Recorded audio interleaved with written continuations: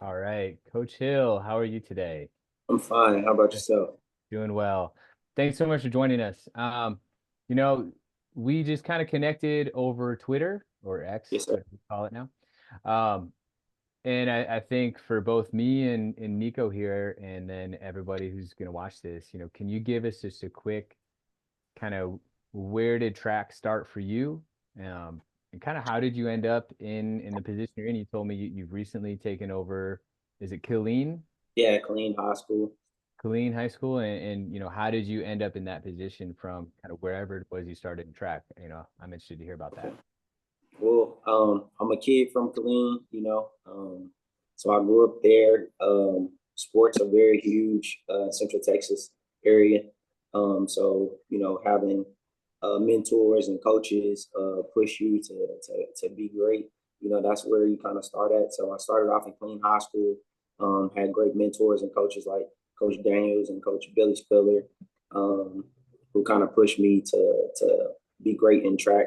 That obviously opened up doors for me to go to college and pursue a college scholarship there at University of Incarnate Word there, Coach Rydell. After I graduated college, I ended up going to Maynard, Texas, where I took on an assistant track coach job under Coach Apollon. I was first assistant head coach. We actually went to state for the first 2 years that he took over.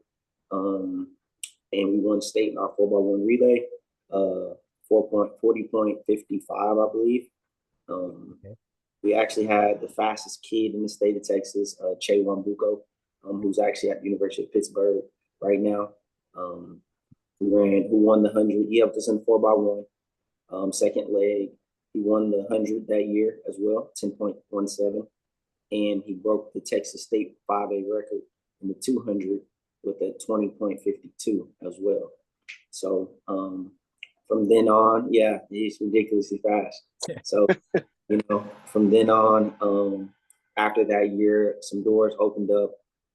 It was a school right across the street, man. Our New Tech High School who was a brand new athletic program. And, they had a track head job opened up, applied for it, ended up taking over the head track coach job at Maynard New Tech High School across the street. Um, Helped build that program for 2 years. Had some amazing runners there. Ended up breaking probably like 10 to 15 school records there. Um, Took their first 4x1 relay to regionals. For girls side, we sent a couple of girls to college, University of Texas Dallas, um, as well as a male to Our Lady of the Lake University. After that year, which was last year, my second year there as a head coach, I kind of felt like I accomplished a lot in that community, being there for 4 to 5 years. So I kind of started looking around, seeing that Coach Russell, who was my head track coach in high school at Killeen High School, passed away in January. Rest in heaven to him. The head track coach job opened up. So I reached out to one of my old principals, asked them was the job going to be posted, applied for it, and ended up taking over. Ended up at Killeen High School, taking over that program. So I look forward to building and giving back to the same community that gave to me. Nice. That's awesome. So this coming season is going to be your first season at This Killeen. be my first season at Killeen. Awesome. Cool. So, kind of just I was taking notes while you were talking. I think a couple of things I'm interested in hearing about is when you were in high school, what events did you compete in? The 100, the 200, and both relays, 4x1, 4x2, depending on which week coach wanted to try to, see Yeah. where we can get fastest at. Cool. And then did you do the same in college? Yes. Nice. Awesome. Awesome. So when you're looking at um, kind of what you coach now, what would you say is your specialty or is the thing that you're like, this is, if you had to market yourself as I'm a this coach, what would that be? So I feel like I'm pretty like I market myself probably as a sprints coach, only because it's more relatable to me. I can give it from athletic standpoint because I ran it. as well as, as a coach, we always try to learn more. So, you're giving it from this coaching point where you're not actually doing the event. So you're seeing and breaking down everything that these athletes are doing. And, you're giving it from the coach's point. And then you go, well, I used to do this. So maybe, let's tweak this a little bit. So I market myself as a sprint coach, but I do try to, I've recently opened my knowledge to 4x4. I love 4x4. So I try to focus on 400 and 4x4 because that ultimately helps out my 200 runners and my 100 runners when they get that overtraining in the 400. So I really want to expand my knowledge on the 8 though. I've become very interested and curious in the 800 only because there's a lot of people that will still say that's a mid sprint, but the 800 has honestly turned into an actual sprint now. People are running faster and faster in these 800s, so it's honestly piqued my interest. Yeah, I mean, we just had the Paris Diamond League, and a guy ran 142 for 4. Yes, What? ridiculous. There's a Crazy. lot of I would say a lot of these new age like 800-meter coaches are all 400-meter coaches that are just adding a little bit extra, Right. volume to these guys. It's pretty impressive. That guy from Australia, Justin Rinaldi, is a coach of the Fast 8 Track Club. Yeah. He was Oh, he was on a podcast the other day. He stated, at any given moment, I know my guys can set a PB in the 200 or 400, like any time of year. That's how sprint heavy these guys are. Yeah. So cool. Yeah.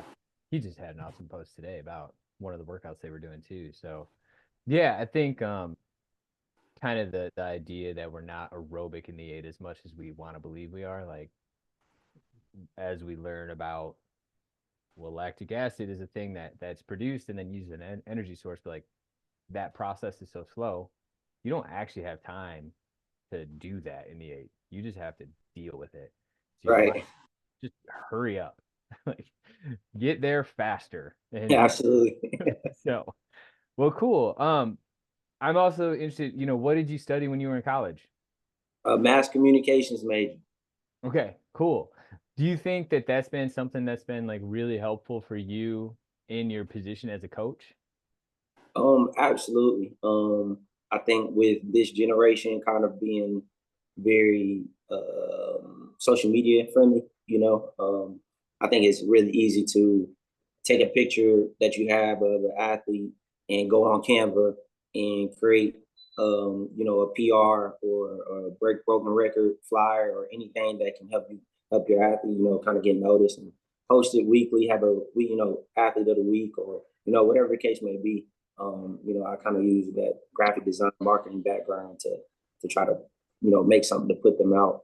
Always try to draw attention to the athletes that I have in my program. Yeah. Hey, cool. Because you're down in Texas over there, are you familiar with Regan High School? Reagan? Reagan?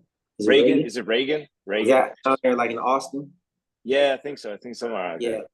So just because it brought to mind, because what you were just saying too, social media and how like their program, it's a great program. They've got a lot of really talented kids. But dude, their social media presence like unbelievable. Yes. Like their head coach spends a lot of time developing content for their social media, and they're like for a high school, they have like 30-something thousand followers on their track and field page. It's crazy. I think that's actually San Antonio Reagan. I think I know exactly. Oh, maybe that's it. Okay, maybe that's it. I think their program is one of the top in Texas. Like they go to state like every year. They do some damage, so the social media presence definitely draws attention to everybody. Yeah, it's pretty cool. So, me being kind of on the other side of this, I'm actually really interested to hear both of you.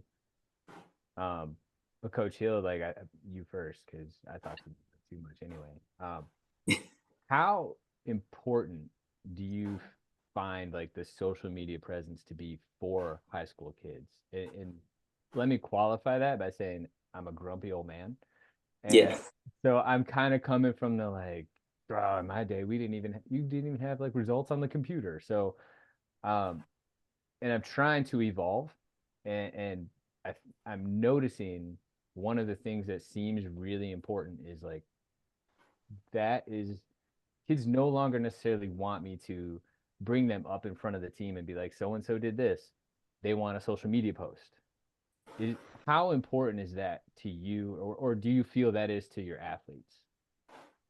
I think it's pretty important, and I think that kind of falls back on like I guess you could say team culture, you know, because it comes down to small wins, right? And that's something that I emphasize a lot within my program is small wins. So we're gonna take the small wins. So if I can have an athlete go from I get a freshman girl that comes in and goes 28.5 in the 200, and then she goes 27.9 the next meet, that's a PR for her.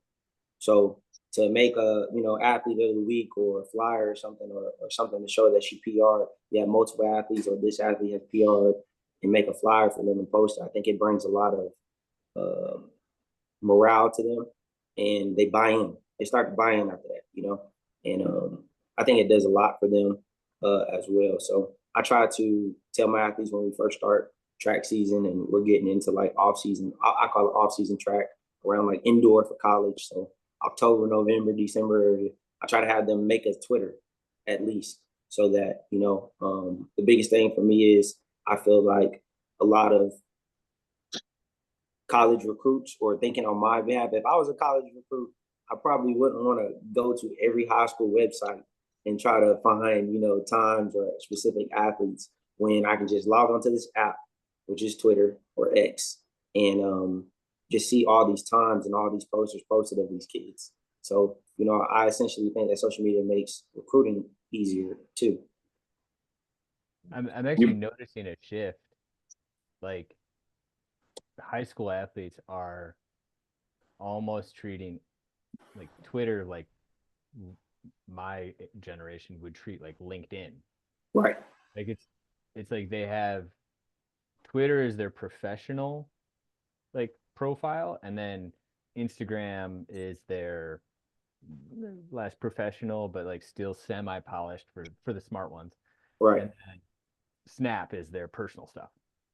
Like it feels like X has become like the LinkedIn for recruits, which is Yeah, really Absolutely. fascinating. yeah. Nico, like, how about you? Like, how you've got a pretty good social media presence. What is that? How is that for like your team? Do you feel like it's important? Yeah, I do. The problem that I always run into is, we do all these posts. We post, especially over the last few years, because we've had such an influx of really talented kids. We've broken pretty much every sprint school record that they have, so they get a lot of recognition on that end. The problem I have is how do I recognize? So, a little background, Coach Hill. Our team is we got about 130 kids on the team, Okay. and what 5% of them will go to a conference meet. 2% are going to be in sectionals. Maybe 0.5% of that is going to go to state. Mm-hmm. So how do we recognize the bottom level girls? So the social media posts are great because it's unlimited, right? You get unlimited exposure. You can throw everybody out there, especially Absolutely. when you have all sorts of data tracking. If some girls don't get invited into invitations, I still have fly times. I still have a bunch of stuff, and we can make sure that a lot of people can get recognition. So I think it's a really valuable asset. The only problem I find is that it's also detrimental if you're not very structured and regular about it, because Yeah. then those girls that don't often get exposure in media, where they're not in the newspaper, they're not on other sites, feel like they're just being left out, which is, and you brought up something that I would love to hear about going into the first your first year as a head coach, about team culture. So there's that dynamic where you really got to manage it. You've got to be really careful with not making anyone feel like they're less of a teammate because they're not producing the fastest times possible, Absolutely. which is super important. But that's where, the downfall of social media is if you're not like on it all the time. So how do you feel like stepping into this new role? What is team actually, we should back up and give me a definition of what a team culture really means to you. What does that encompass? For me, I think it's, first it starts with the player coach relationship, right? You gotta start to have a relationship with the kids for them to even want to come out to track. Track isn't a sport that, you know, a lot of kids just want to go do because of the training, you know. And Yeah. so I feel like, you know, building that relationship, kind of, you know, joking around with kids in the hallway, you know, highway in high school at least, you know, trying to get the kids out there to build your program up. I tell a lot of kids, like, you know, I don't care how fast you are, like the job is to get you faster or, you know, improve, right? Um, so first I try to grow myself and self-develop myself in order to continue to learn new things, so that I can help the kids learn and grow to get one step closer to their dream. I think that's the first step in building a team. The next thing is to foster teamwork within the program. So in practice, I always tell the kids, you know, the great quote of, if it's coach led, we can be good, but if it's athlete led, we're going to be great, right? Yeah, So that's awesome. every year I try to, the kids might not know it, and but I try to find a leader in every class, right?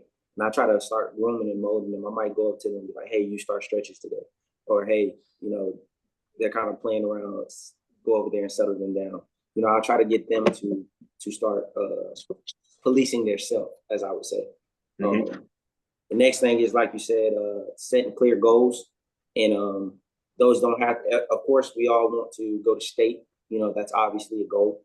But like I mentioned earlier, if I have a kid come in as a freshman running 28.5, okay, well, our goal is we're going to jump to 27. So that's the next goal. Once we get to 27, we'll shift from there, right? Um, I also promote respect, and that kind of goes back to what you were saying. With if a kid comes in and I have a 10-1 kid, but I have another guy that goes 11.5, we're not gonna joke on him because he's slower, or joke on the kids that are a lot slower. We're going to try to help, right? Join them into group. If you're doing something that you can run something correctly or do a drill correctly, go help the guy that can't, you know. So we're gonna self-respect. Also, I think within that team culture is being able to let the kids know. I listen to this podcast on Inky Johnson all the time, and he always talks about how can you be can you still be focused on the production, right, without being emotionally attached to the outcome, right? So can we still focus on practice and focus on and being bought into the program, even if we're not getting what we want out of it. So if we run a 10.5 and our goal is to get a 10.1, but you want to run a 10.1 next week, but we don't get it, you run a 10.5 again, we're not going to go on that emotional roller coaster on getting up and down on ourselves. We're going to continue to, okay, well, I need to get better at this then. I need to go to practice to get better at that. So the biggest thing for me is in team culture is, I would say, you know, long story short, team chemistry, player coach relationship, setting goals, and being prominent to self improvement. Nice. Yeah, that's fantastic. That's fantastic. You know, it's really interesting. Sorry to interrupt, Dave, but I just find it super interesting listening to successful coaches, and they all have similarities in that regard. Relationship building is one of the foundational pieces to it all. And Coach Hill, the workbook that Coach Stone and I had put together to try and help coaches that are just starting off understand that and give them tools on how to do that is just the foundation is relationships. You build relationships, you understand how to do it by good communication skills, and then from there you start to get buy-in because kids respect you've earned their respect, and then they start to respect one another because it's not some BS. We dealt with so many girls. Like I had to kick a girl off the team this year because she literally said, "Get out of my way, you're slow." And I'm like, "No, that's it. You're done. That's not how we treat kids."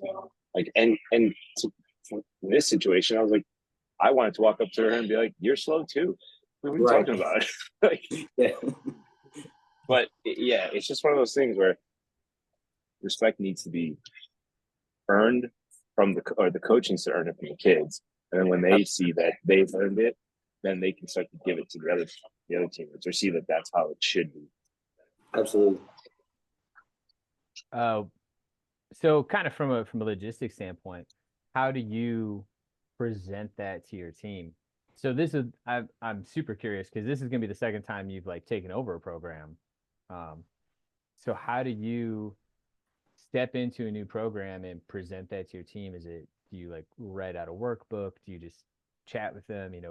What's that process look like to you?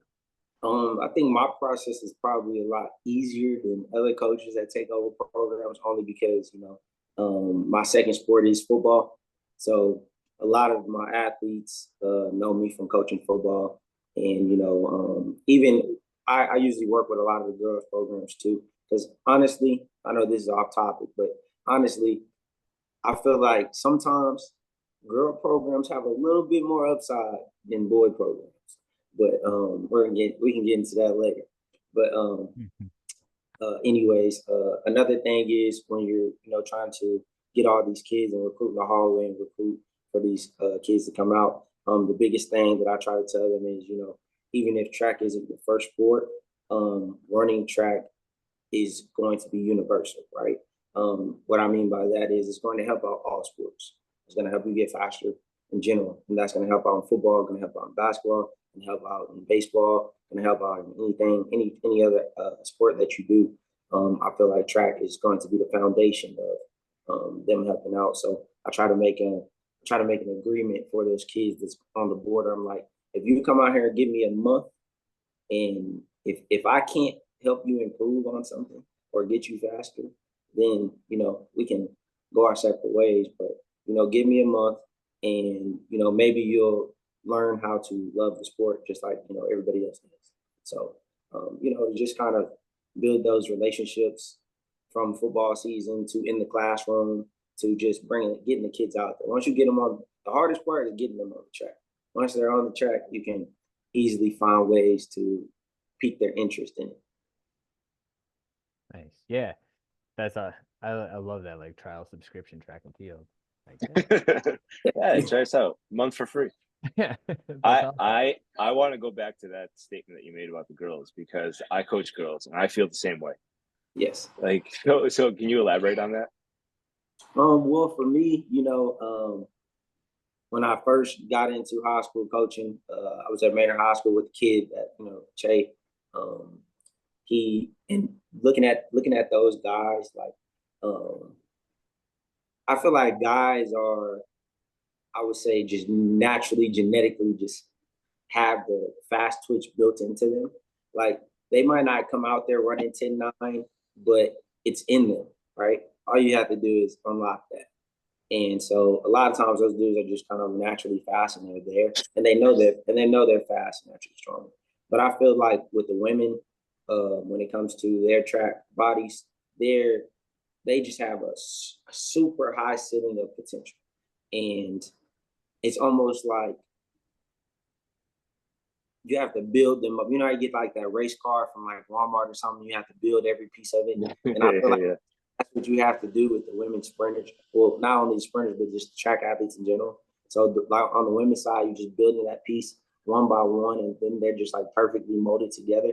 And then after that, they just constantly drop times and constantly get better every time.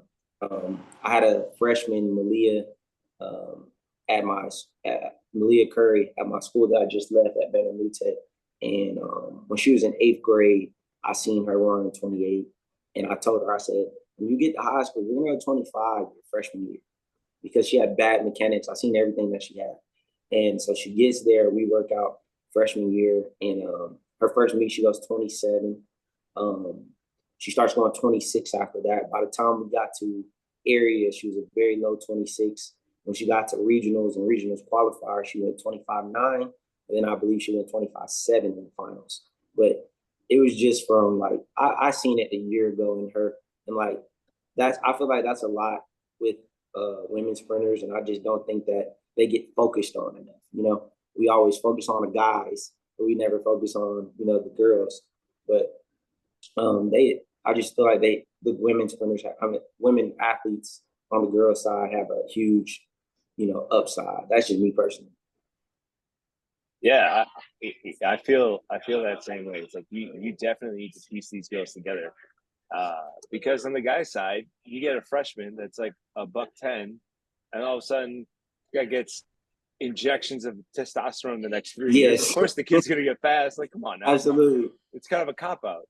But with a girl, you definitely have to be meticulous in how you approach it, especially because on the psychological component too. They're Yes, changing. They're changing for the negative side of things, really. As absolutely. they get older. So it's a really interesting balance of like really focusing on the technical side of and the execution, and that could help them so much down the road. They don't necessarily have to be the most talented. They can just become the most technically proficient. That will then lead to a really successful female athlete. Absolutely. Yeah. Coach Hill, you said something that I keyed on really hard there. You said men know they're fast and strong, which I'm like, this is because I coach both now. And Yes, I'm like, yeah, every guy I coach knows he's gonna jump 8 meters in the long jump. yes, They're not going to, but they all know they're going to. absolutely. That was Every it woman, right here. yeah, That was me. 100%. Freshman year of college, I'm like, yeah, 8 meters done. yeah. And then every woman is like, oh, do you think I could jump like 5? Yes. Like, what? Yeah. Oh, that's so true. That's the psychological component to it all. Yeah, yeah. Yeah. And Nico, I was actually in your gym last night geeking out at your record board because I was looking at the 3RM deadlift from men's Yeah. 6th grade up to 10th grade, and like it's like 130, 160, 210, 285, Yeah. 310. Like, Exactly. yeah, that's I see where Um, puberty happened. It's funny because if you look at the female one, it's like, holy shit, that's pretty impressive too. We Yeah, get girls that are pulling 250, 275, like, dang, yeah. as sophomores, juniors. There's just a very clear Yeah. puberty for men. Yeah. and Boy, it's really funny. that's something as well that points out that you just said as well is the weightlifting, right? So I feel like once you incorporate weights with the girls program, that unlocks a lot of different things with them. Because coming in, they don't even know how to lift a bar. Yeah. So Yeah. Well, do you run into I don't want to get bulky? Oh, yeah, gosh. I don't want to look like a man. That's what they tell me. I Oh, don't. my gosh. So how do you address that? Like, what's your? Because Um. I'm very condescending about it, which Yeah. is maybe not the right way to do it. Where I'm like, go talk to any male bodybuilder and be like, Yeah. yeah, did you pick up a bar once and all of a sudden you look like that? No, it took Right. literal years of focus. And I'm like, yeah, like you're gonna be fine. So Yeah. like, how do you address that in a way that is like not? I just kind of tell them, for me personally, I tell them all the time, like, it's not just about the legs. Like, you got to have upper body strength as well. And I was like, I was like, I know a lot of you got a lot of the girls like Sha'Carri Richardson, right? Sha'Carri Richardson and Gabby Thomas and all them. And I was like, if you look at Sydney McLaughlin, I said, pull up an image of them right now. You can literally see the muscles on their arms and on their legs and everything going. So, they're obviously in the weight room. So I was like, Yeah. it just comes with being great. It comes with it, Yeah, it's part of it. yeah, yeah, And yeah, it's like someone said, I say the same thing to these girls. I'm like, dude, at least 15, 16-year-old boys, you start lifting and you're like, you're not getting big either. These boys, I'm like, you guys aren't getting big either, man. You're not going to spend nearly enough time in here yeah, yeah. to even get big. Took me 10 years to get to 10 extra pounds of muscle. Yeah, yeah. Um, how do you so kind of maybe a more track focused thing? How do you incorporate the weight room into your training? So, um, when I was at the high school level, I struggled a lot. We had pretty limited facilities, pretty limited time. Um, I didn't have access to anything private, so it was like, yeah, I can maybe get half my team in the weight room one day, half my team in the weight room the other day. and 100% of it is unsupervised, which means I don't know how effective it is. So how do you manage that as a coach? Like, how do you fit that in and how do you make it effective? I had a huge challenge with that, and it had the, me being the competitive person I am, I didn't have an athletic period for track. So that was a huge struggle, huge struggle. So, you're talking about how do I focus on skill work? How do I focus on weightlifting? How do I focus on block work? Well, I got to try to incorporate this within my practices after school. So what I did was I started coming up to the school an hour and a half or 2 hours early and having the kids come up there before school and we would lift. Um, so during the off season, um, I call it overtraining. Well, it's overtraining. We do a lot of conditioning and a lot of weightlifting, but during the season, we might lift 4 times a week in the off season, and we're getting our overtraining with a lot of the conditioning in the off season. But during the season, I switched to 2 days of lifting. So we might go Monday, Wednesday, or Tuesday, Thursday, depending on what day of the meet is. But I incorporated weightlifting in the morning majority of the time because none of the other um, sports lifted during that time or were in there during that time. Okay, gotcha. That's pretty effective then. Now I've had a handful of athletes from Texas, and uh, I noticed that their competition schedules tend to be relatively light. We are up in the world of Nico. How many? You have 27 weeks. 18 of them are competitive. How many meets do you guys knock out in that period? Yeah, we can only have 18 total competitive meets with the Okay. IHSA. So the IHSA only allows us 18 competitive competition, varsity competitions. Okay. So JV and pro shop don't count. But so usually it's like we'll go 16 weeks straight of competitions. There won't be anything less than 16. No So less than 16, yeah, we'll go So you run, 16. Say again. you'll go 16 meets. So yeah, preseason for us starts mid-November. Then competition season starts mid-January. And then from like our first meet is 2 weeks after first competition. That for us is just an inter squad meet. So Mm-hmm. then we go 16 weeks straight with competitions every weekend. So all the way through indoors, outdoors. And We have do you still do they can weekdays? we got rid of most of our weekday meets. There's only one weekday meet that we do indoors. And then there are a couple outdoors for frost shop JV. But we pushed our schedule, and this is because coming from the collegiate side, I was like, I don't like midweek meets. I want to give these kids rest, so I want only competition on Friday and Saturday. So me and my head coach sat down and figured out the best competitions that we go to that are just Friday, Saturday. And then I'm like, we never compete midweek for state, so why do I have to get these girls comfortable with running in the middle of the week? So, and especially because we have a track.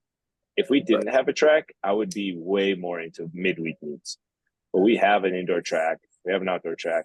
So for us, competition is competition on the weekends. And then a couple midweek meets that are like really high level invites that are very specialized. So we have like a Monday meet, but that meets 3 relays and that's it indoors. It's the 4x2, 4x4, 4x8. So it's like the one time we can get the most competitive relays indoors, and that could test out for our indoor state. And then outdoors, it's all brush up JV midweek. Coach Hill, how does your competition schedule look? I've noticed that it's not 16 straight weeks usually. Right. It's What does that look like for you? so ours is a little different. When it comes to like indoor season, we don't have one specifically for like high school. But we do like the AAU summer track thing. So what I'll do is I'll try to in recent years, I've tried to make my own AAU track team and try to do it, indoor track season so we can have that pre outdoor.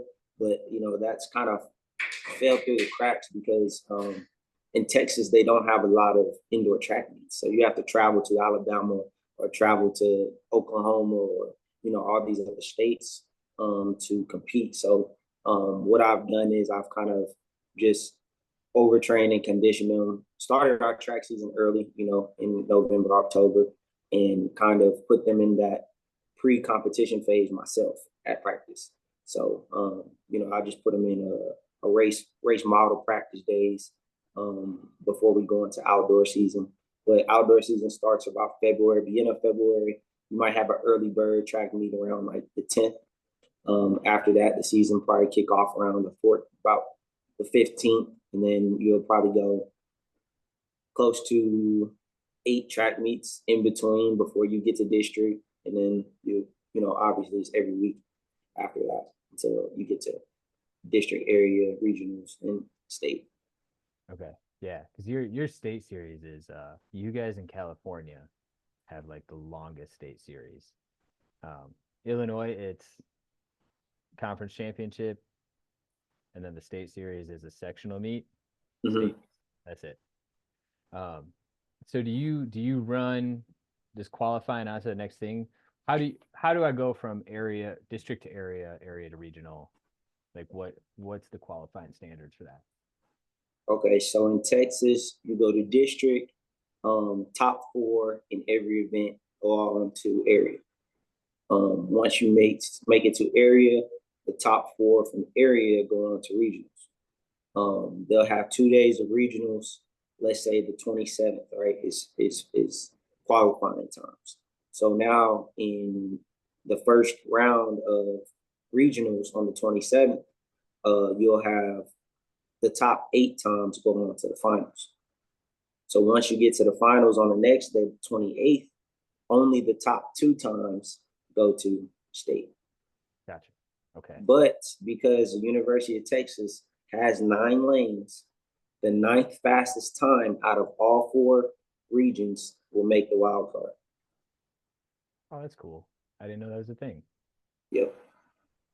Awesome. Yeah, because I'm just like, I watched your guys' state series and just like, how do we get here? So, but you guys have, I think your population is much healthier than ours is in Illinois in terms of like you have way more track programs than we do. Well, awesome. So what, let me take both of you and let's flip you, Coach Hill. You go first if you want to. What would you do with the 16 straight weeks of meets before the state meet? Would that change your training? What would the change there be? How would that look to you? That would definitely, I feel like it would help my kids only because I have been trying to get them into that indoor season. So eventually, if I did put them in the indoor season, that probably would get us to around 14 to 16, meets. Okay. So I feel like that would help us in the competition phase only because, yes, I am giving them race model practices, but, there's nothing like actual in meet, scenario. So my kids aren't really seeing any type of like real life competition until February, which I personally feel puts us behind, So, but if I had a legit schedule of 16 meets, it will also cause me to change my training only because you have to. I phase my season out. Like I'll know exactly what I'm doing the whole season by January. Like every practice of the week is mapped out all the way into a district. And because I phase out, I start off with my conditioning phase for a certain amount of time or a certain amount of weeks. And then I'll go into my drive phase for a certain amount of weeks. And then I go into a float. And then I get into sprint. And then we get into competition. So every practice and every week is aligned to whatever I'm focusing on for that specific phase. Before you move on, can I ask, like, what are the big rocks in each one of those phases? Like when you say conditioning, what's like one workout that comes to mind and says, okay, this is like an essential workout for this is an essential, or not even workout, but like technical component to it and so on. Like, can you elaborate a little bit more on the blocks that you do? Okay, so with conditioning, like you said, it's probably more focused on technical. So even though my sprinters are doing 400-meter workouts, we're still focusing on sitting upright, knees up, toe up, dorsal flex, all that. We're still focusing on holding our form through everything. I'm not really concerned about time when they're doing it because it's not their event. But what I am focusing on is getting them hip flexors burnt out to where it's natural for them to hold through their 100-meter and 200 meters without it hurting them or burning, I would say, during their race, and then they get tired and start going into bad mechanics. So if I have them run 450s in practice for my sprint group, I want to see the form the whole way. It's gonna burn, it's gonna hurt, but that's the point of it. So that's kind of what I focus on during the conditioning phase. Literally, it's probably the first 3 track meets. So it's all of, I guess you can say, all of preseason plus the first 3 meets. So my sprinters, usually my fastest 2 guys, my relay team, my 4x1 relay team is my 4x4 team the first 3 weeks. They're gonna run the 400. My top 2 fastest guys are gonna run 400, and then my 4x1 relay team is gonna run the 4x4, and they do that the first 3 weeks. When I go into like I will drive phase next, and that's just us starting to get into pre-sprinting. So now once we get out of that in the next couple of weeks, now I want to see us. We have the strength, the body strength to handle the 200 now. So now we have to start getting turnover. So we focus on drive phase, and that's usually when I break out my sleds or my run rocket or stuff like that to start working on the resistance for them to drive out and get that power and explosion out the blocks. I usually don't practice blocks until I get into acceleration and sprint, and because I feel like a lot of my athletes try to focus on the blocks and then try to focus on, like, they try to make it 2 steps versus 1. So I focus on drive. So once you learn how to drive for the certain amount of time that I want you to, in meters, I would say 10 meters. That's when I want like extremely hard driving. Then I add blocks to it once we go into our acceleration and speed phase. And once we get into acceleration and speed phase, I cut a lot of the work down. And I don't have to run 10 150s. We can go 3 of them, but we're working on making times, right? So if I wanted at 15 seconds on a 150, like, we need to be hitting that. And that's when we're going through that with our acceleration and speed, using blocks out of everything. We use blocks in all acceleration and speed phase. So we're constantly working on it. And then once we get into our competition phase, it's all go. We might cut down workouts from 4 times a week to Monday and Wednesday going hard, Tuesday weightlifting, and Thursday is active recovery. Nice. Cool. Nice. Yeah, I love the idea of going blocks for everything. Yep. Why just be like, this is your life, get used to it. I always think about like Vince Anderson, who will talk about, you work on drive, you work on acceleration, but then the moment you put that piece of metal under their foot, their brain just falls out. Explodes. Seriously. And all their drive and acceleration goes away. So yeah. Well, Nico, let's flip it. What would you, if you had 8 weeks competition, how would that change what you do, and how would that look? Yeah, I've been thinking about this recently a lot because a lot of the people I've been talking to have a very different schedule than I do. I'm an ends to middle type of person. So in preseason, we go short, fast, explosive, and then counter that with longer duration stuff. And then drive that towards our competition season ends up being the 9 weeks outdoors is all, special speed endurance work, really focus on event work.